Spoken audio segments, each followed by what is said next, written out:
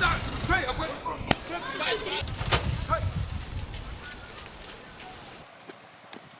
the money.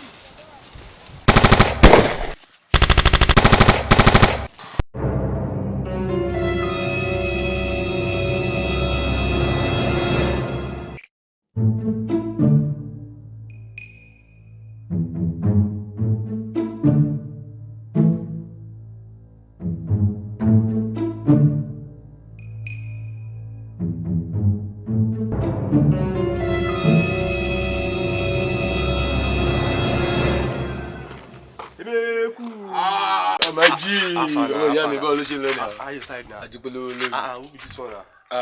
This guy who watch IT loaded to me. Only la lo no. Emeka, you know this operation, I don't want for couple. No be the last one. We be say tell us big boss. I don't want to allow. I don't want to allow. Nothing like that will happen. Which concept be say get one baba. We be say na babajagilegbo. You sabi that baba? Babajagilegbo. You forget. You know if you know this baba dey carry 10 million every Tuesday. 10 million every Tuesday. He dey put inside bag. Update me how did it go now? See, this one na 60-40. 60-40. Na 60-40. 60-40 now. She make I dey go. Make I dey go. Kai ako ingbololo. Kilo share gbogbo. Oga je ko gbon ko lowo ijare. Who be this one? This one na one big thief to know ole nla ni. O wa ni Kano.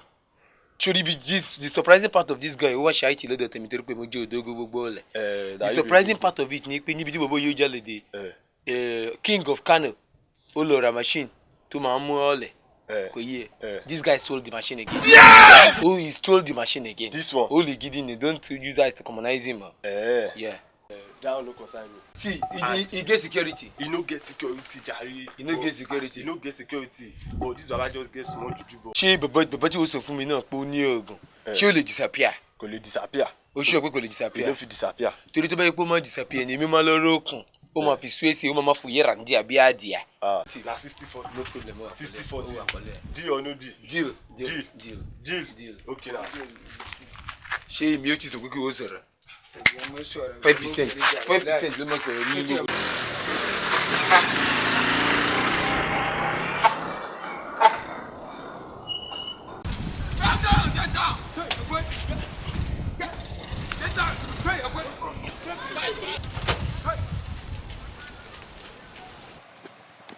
Find the money.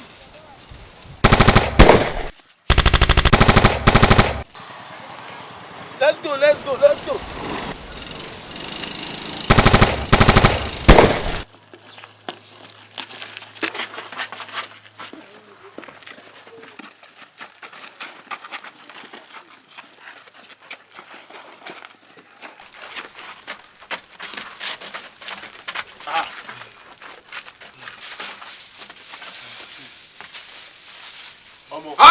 Yeah, Meko. Oh no. As I see this money, you can enjoy. I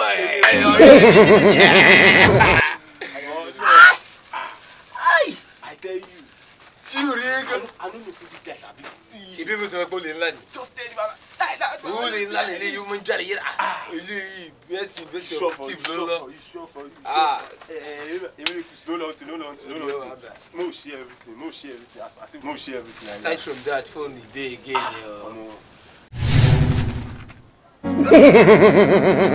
Joko phone Zako. Wow, say you dey whine me. Which kind of phone Zako be the bow? Shebi na you collect phone. Kai mo kwari wo gwere kokwa. Owo emi joje phone mo ko kini jare She go drop phone now all the come. Wow, say na you go collect this aboki come inside operation. Which oga egbe phone jare. phone wey I put for your hand take me phone alone now. Shebi oloji come. Okay. Oh yeah, where the phone? Say ibe lo fe gba pocket. Emi mo gbowo ni. Wallahi emi ko fe rubbish gogun ko bere ko te. Ko phone jare. Wow. Yes! Very good. Nobody wants to go there again. Wow, I don't play. Okay, wallahi ma fu emi jeje ni ori ni se. Mo ti gore ko mo ko bade o. O ta be to carry to you to be party now. Wow, Emeka. So you plan us. You know say I tell you, you go money you carry reach here now go remove abi. Hey, you go carry aboki come inside my operation. You know say I dey tell you. You don't set like this. Well, can you move forward? Yeah. Only so far, you don't shit. Everything's getting problem like that. So far, operation Brooklyn Bobo Elmua will like to be at your phone, at your boy. Oh, you want this way. Hey. Afrique kílẹ̀ ti ṣẹlẹ̀. ọmọ akọ́jú máa rí bí o.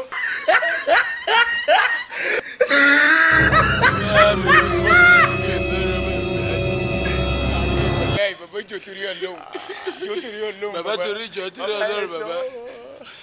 Mo dé sọ fún wa mo sọ pé kọ́ máa ń ṣiṣẹ́ ìbẹ̀rẹ̀ kú. Mo gbé ṣe ìbẹ̀rẹ̀ kú wa.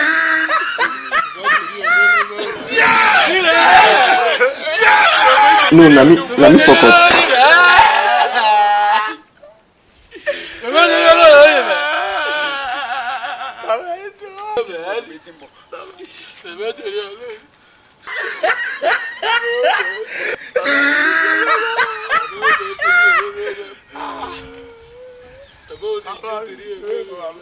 À ń pè mọ yàkà ń kọ́. Tó bá jẹ́ fídíò mi lẹ wò tán. Ẹ like, ẹ comment, kẹ́ ẹ share. Ẹ follow mi lórí TikTok, lórí Facebook. Ẹ subscribe sórí YouTube channel mi. Ojú ìtiná alẹ́, ojú òní tìyìn. Ẹ ní róńgbé sọnù bí èsì bí ọmọ. Olúwa jágilégbò yín rèé. Ire o. God have mercy upon us.